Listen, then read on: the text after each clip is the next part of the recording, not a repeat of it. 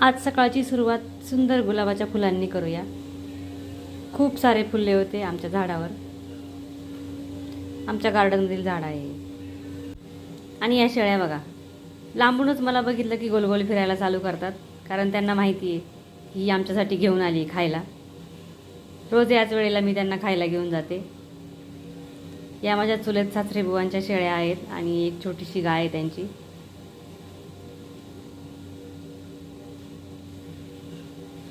आज नाश्त्याला बनवले होते पोहे। आता आज तयार होऊन गेले होते मी शेतामध्ये, कारण आमचा आज काढायचा आहे लसूण। लसूण काढायला सुरुवात केली। काढायला तर गेले होते, पण ऊन एवढं भयंकर आहे की उन्हापासून पण पूर्ण प्रोटेक्शन घेतलं होतं आम्ही।